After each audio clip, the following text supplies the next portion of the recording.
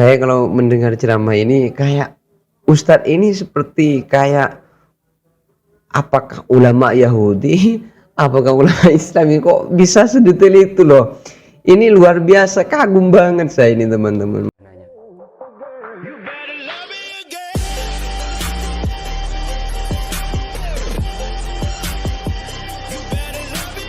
Assalamualaikum warahmatullahi wabarakatuh. Jumpa lagi dengan saya Cak Ope dalam program Ngaji Bareng.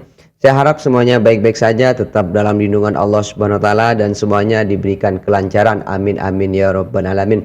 Dan pada kesempatan kali ini saya akan mengirimkan Fatihah kepada almarhumin almarhumat yang biasa mengikuti program Ngaji Bareng di channel ini ataupun orang-orang yang sudah mensubscribe channel ini. Semoga almarhumin almarhumat dari keluarga yang saya sebutkan tadi ditempatkan di tempat yang indah dan tempat yang mulia di sisi Allah Subhanahu wa taala, sehingga semuanya bisa berjumpa dengan Rasulullah dan bisa berkumpul dengan para keluarganya masing-masing. Amin amin ya rabbal alamin.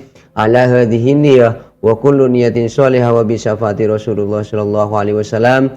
Syai'un lillahi lahumul Fatihah. A'udzu billahi minasyaitonir rajim. Bismillahirrahmanirrahim. Alhamdulillahi rabbil alamin. Arrahmanir rahim. Maliki yaumiddin. Iyyaka na'budu wa iyyaka nasta'in. Ihdinas siratal mustaqim.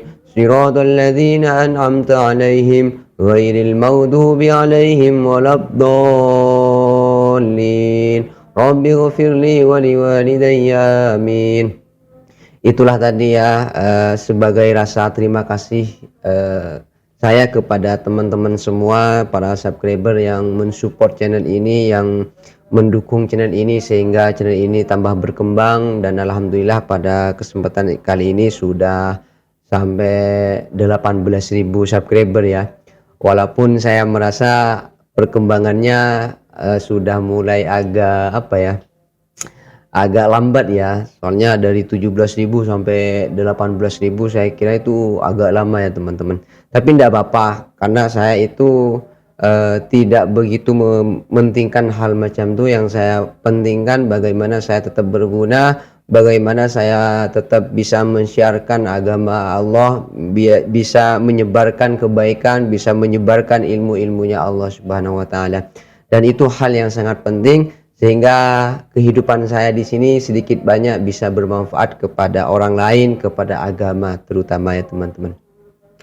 Dan alhamdulillah ya, pada kesempatan kali ini kita bisa ngaji bareng lagi. Dan sesuai yang teman-teman lihat, kita akan mengaji kepada Ustadz Auni Muhammad, yang mana sudah lama saya nggak ngaji kepada beliau. Sudah lama nggak mendengarkan ceramah-ceramah beliau, kehebatan-kehebatan beliau, terutama dalam ingatannya yang luar biasa, masya Allah. Ini Ustadz yang luar biasa, bukan Ustadz kaleng-kaleng ya teman-teman. Di sini saya sudah persiapkan videonya ya teman-teman, dari channel Tazkirah Ustadz. Di sini tajuknya ya, konspirasi ulama Yahudi. Ulama Yahudi berarti Yahudi ada ulamanya juga ya. Sembunyikan ayat kenabian Muhammad dalam Taurat. Oh, jadi ada konspirasi ya, bahwa Nabi Muhammad mungkin ya, nggak tahu juga apa penjelasannya yang akan disampaikan oleh Ustadz Auni Muhammad ini. Yang penting kita harus mendengarkan, kita harus ngaji ya, biar kita tahu apa maksud dari tajuk ini, dan kira-kira Ustadz menyampaikan hal macam apa yang perlu kita ketahui ya teman-teman. Oke, biar tidak banyak cakap, seperti biasa jangan lupa buka mata, buka telinga, dan buka hati. Bismillahirrahmanirrahim. Don't go anywhere, stay here and check it out. Tazkirah Ustadz. Bagi yang belum mensubscribe channel ini, silahkan di subscribe ya teman-teman. Baik, sekarang nih untuk tahu kisah ni, kita perlu rujuk kepada kitab-kitab utama agama Kristian.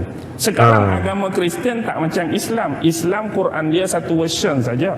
Quran Islam satu version, tak ada 2 version, 3 version. Yang ada version itu versi ya, tidak ada 3 version, 2 version. Kalau Al-Quran kan 1 versi ya. Al-Quran itu dah version apa kata Ustaz? Banyak versi itu terjemahan. Versi ya. Bahasa Melayu, bahasa Indon, Inggeris, bahasa tu bahasa ni tu bukan version.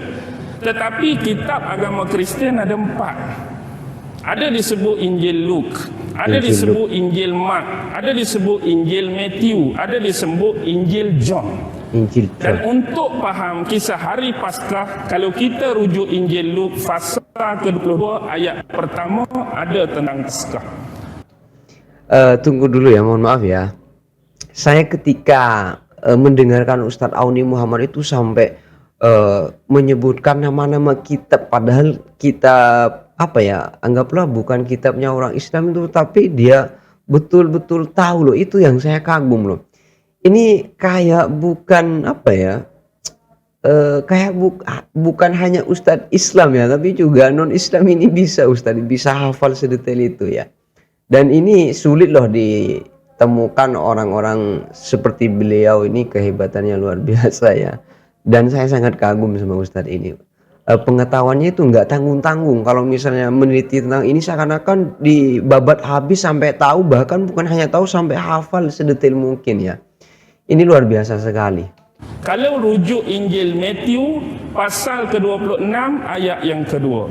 Kalau nak rujuk Injil Mark pasal ke-14 ayat yang pertama. Kalau nak rujuk Injil John pasal ke-13 ayat 1, memang tentang isu ini. Iaitu perencanaan imam-imam Yahudi dengan Judas Iskariot, bagaimana mereka nak memerangkap Nabi Allah Isa alaihi salam. Bagaimana dihidupkan kembali pada malam yang ketiga, perjumpaan terakhir dengan sahabat-sahabat dia, dan seterusnya melarikan diri ke Taman Getsemani dan kemudian diangkat oleh Allah Subhanahu wa taala. Saya kalau mendengar ceramah ini kayak Ustadz ini seperti kayak, apakah ulama Yahudi, apakah ulama Islam ini kok bisa sedetail itu loh. Ini luar biasa, kagum banget saya ini teman-teman, Masya Allah. Itu Paskah di sisi agama. Agama tu bukan hari salib dan mati, tapi hari bangkit kembali tu Paskah. Kalau hari salib dan mati dia sebut Jumaat yang kudus, Jumaat Agung. Kerana Judas Iskariot disalib pada petang Khamis dan dia menghembuskan nafas lepas waktu maghrib. Dah petang Khamis, maghrib tu malam apa? Malam Jumaat, Jumaat ya. Agung. Jangan terkeliru dengan version ni. Okey, kembali. Apa yang orang-orang Yahudi buat pada hari yang disebut sebagai hari Paskah? Jadi orang-orang Yahudi dia macam ni. Dia ada satu jenis roti yang disebut roti matzot. Roti matzot ni mereka akan makan dengan daging bahagian kaki kambing. Jadi mereka akan sembelih kambing, bahagian kaki kambing tu mereka masak, dan bahagian hak dimasak, bahagian kaki tu mereka akan makan dengan roti yang disebut roti matzot. Darah daripada kambing yang disembelih mereka akan kumpul, kemudian mereka akan percikkan pada pintu-pintu rumah mereka. Pasal apa mereka buat lagu tu? Kerana nenek moyang mereka dulu pernah buat macam tu. Peristiwa ni dirakam dalam kitab Exodus. Exodus. Pening ke tak pening ni? Ke nampak? Pening Ustaz ya? Saya go on saja ni. Tu saya duk melengung depa bagi tajuk ni, betul ke tak ni? Tapi dah tajuk lagu ni, saya kena hurai lagu ni lah. Baik. Sebelum nak faham Exodus macam ni lah. Kitab yang diturunkan kepada Nabi Allah Musa kita panggil Taurat. Taurat ya. Taurat ni dia ada 3 nama lain. Ada menyebut Taurat 5, betul.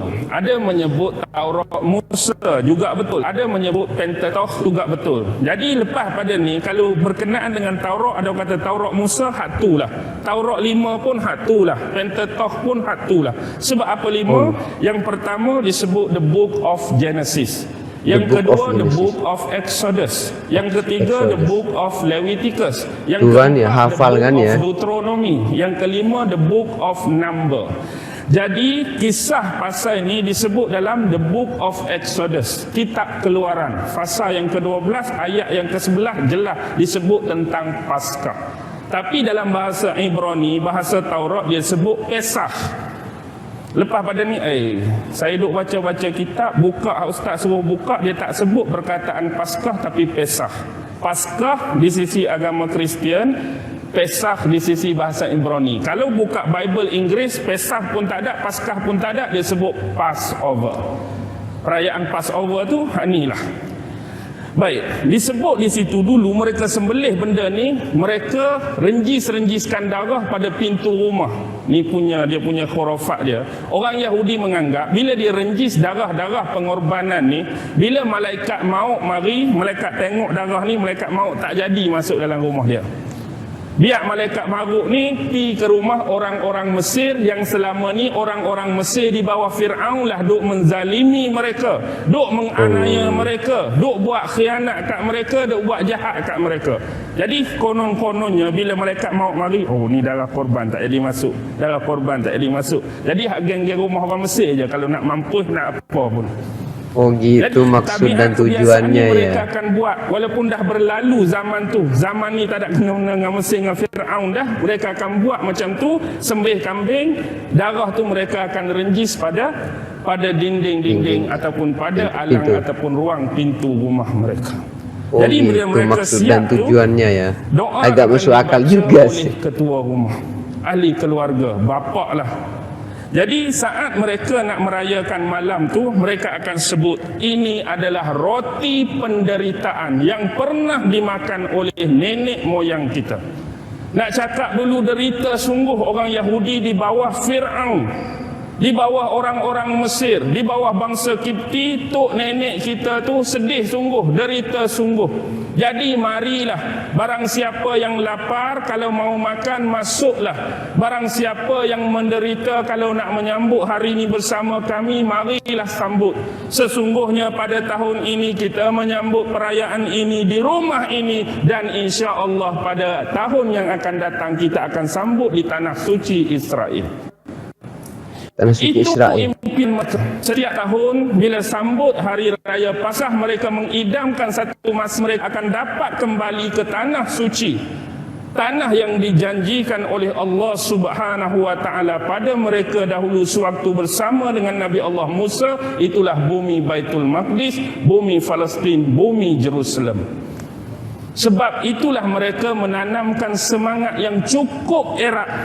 Kebahagiaan ini hanya untuk mereka, dan biarlah kebahagiaan itu tidak akan hinggap dan kena pada bangsa-bangsa lain, terutama bangsa Mesir dan kawasan sekitarnya Timur Tengah.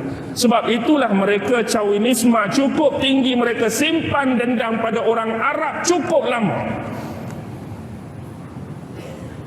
Sebab apa yang mereka alami ni peristiwa sebenar. Kenapa mereka dendam kepada kawasan Timur Tengah, Mesir dan orang-orang Arab. Lalu sampai mereka menubuhkan apa yang disebut sebagai secret society. Pertubuhan-pertubuhan yang bergerak secara bawah tanah, underground. Terutama rangkaian-rangkaian Zionis mereka, untuk melaksanakan agenda-agenda dan perancangan mereka ke atas bangsa-bangsa lain di seluruh dunia. Yang paling terkenal ialah Protocol of Zion. Protocol of Zion. Ada 42 protokol tu. Bacalah protokol tu, apa yang mereka nak buat kepada bangsa selain bangsa mereka. Bangsa selain Yahudi sama seperti binatang. Bangsa selain Yahudi sama seperti hamba yang akan digunakan untuk mengabdi dan bekerja kepada bangsa-bangsa Yahudi. Itu makna nilai hari raya Paskah buat mereka. Itu raya yang pertama. Berapa dah kita ni?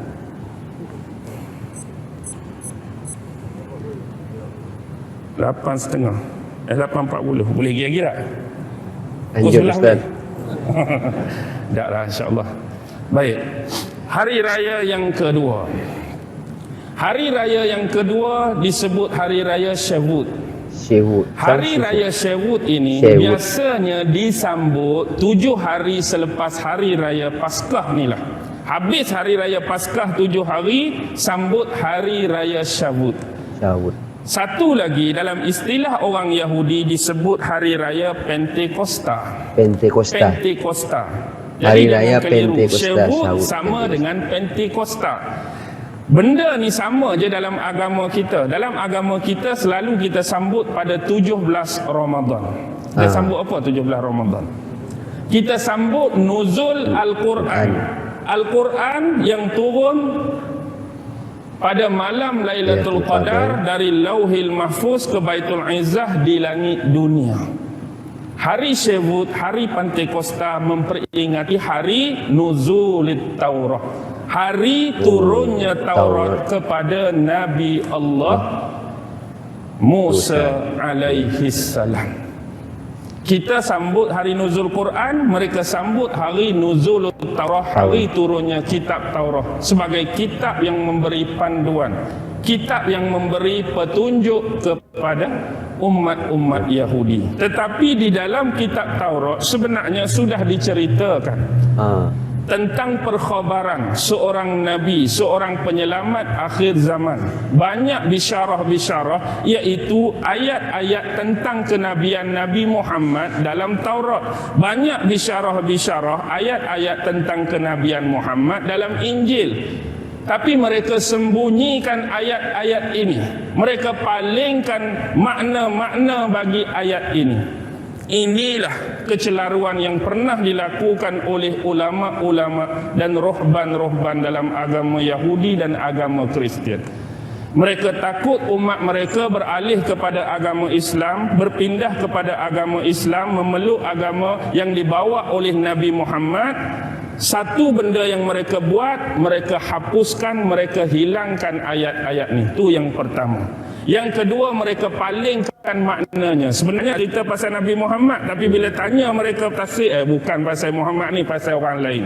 Bukan pasal Muhammad ni, pasal individu lain. Bukan pasal Muhammad ni, pasal personal lain. Ditutup-tutupi ya. Itu antara benda-benda yang dah dilakukan. Disembunyikan yang kebenarannya. Kecelakaan oleh Allah Subhanahu wa taala kepada berani banget dia mengubah kitabnya ya. Di dalam agama Kita kan Yahudi dan berani. agama Kristian yang banyak disebutkan di dalam Al-Quran. Pada hari tersebut bersesuaian dengan musim semi. Musim semi ini ialah musim tanam-tanaman mekar, tanaman-tanaman berbunga, musim gandum yang panjang. Sebab itulah mereka pada hari ini mereka akan masuk dalam sinagog. Apa itu sinagog? Kalau kita sebut masjid. Kalau orang Buddha dia sebut wat. Kalau orang Hindu dia sebut kuil. Kalau orang Kristian dia sebut gereja or church.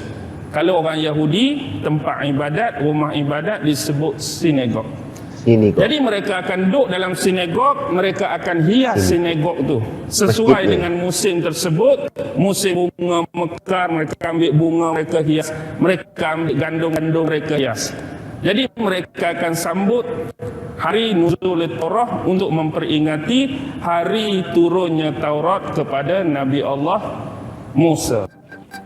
Budaya. Masya Allah. Itulah tadi ceramah yang sangat luar biasa sekali ya teman-teman dari Ustadz Auni Muhammad. Seperti biasa kita akan kagum kepada ingatannya, kita akan kagum kepada pengetahuannya, kita akan kagum banyak hal kepada beliau ya. Karena apa yang beliau sampaikan itu saya kira saya sendiri loh jarang menemukan, bahkan di Indonesia sendiri, di Madura sendiri saya tidak pernah menemukan sosok ustadz yang bisa menerangkan baik tentang agama Islam secara detail ataupun tentang Yahudi secara detail dengan kitab-kitabnya, dengan sejarah-sejarahnya. Kalau silsilah itu dengan sedetil-detilnya itu luar biasa sekali. Kalau untuk silsilah sih banyak di sini, cuma untuk pengetahuan yang disampaikan oleh Ustadz Auni ini macam apa ya, macam bisa dikatakan nggak pernah menemukan saya di sini ya Ustadz macam itu ya. Cuma terkagum-kagum banget saya kepada beliau, itu jarang loh ada Ustadz macam ini. Sampai saya berpikir ini apa yang disampaikan tadi barusan ya, ini ulama Yahudi apa ulama Islam ini ya. Soalnya tahu betul nama-nama kitabnya, yang 5 itu disebutkan semua, terus penafsiran-penafsirannya. saya sempat berpikir, ini Ustadz belajarnya di mana ya? Dapat keterangannya itu dapat dari mana gitu loh. Dan saya kepikiran, Ustadz ini kitab apa yang dipelajari itu sehingga bisa menerangkan hal macam ini ya? Itu atau buku apa yang dibaca gitu loh. Soalnya saya penasaran juga teman-teman ya. Kan kalau ustadz-ustadz ataupun kiai ulama itu kan ketika mendapatkan keterangan ya dari kitab-kitab, ya kan, dari hadis, dari Al-Quran dan sebagainya. Kalau macam ustadz ini mungkin ya lebih memperdalam tafsir ataupun hal-hal yang berkaitan dengan Yahudi dan sebagainya. Tapi yang jelas apapun yang disampaikan ustadz itu paling tidak menambah pengetahuan kita, wawasan kita, walaupun kita terkadang mendengarkan Ustadz Aun ini terkadang itu agak pening juga ya, agak apa ya, istilahnya itu kadang terlalu banyak hal yang harus kita ingat sehingga nggak mampu, otak saya sendiri itu tak mampu otak untuk mengingat semua yang disampaikan Ustadz. Jadi paling tidak kita mengingat inti-intinya saja ya teman-teman. Tapi tidak masalah sih, tidak masalah. Semoga pengetahuan ataupun ngaji bareng ini dibarengi dengan ridho oleh Allah Subhanahu wa taala sehingga ilmu yang kita dapatkan menjadi ilmu yang berkah dan bermanfaat dalam kehidupan kita sehari-hari. Amin amin ya rabbal alamin. Oke teman-teman, pada kesempatan kali ini saya kira cukup ya. Sampai jumpa di program ngaji selanjutnya dan mohon maaf apabila ada kesalahan. Ihdinas siratal mustaqim. Assalamualaikum warahmatullahi taala wabarakatuh.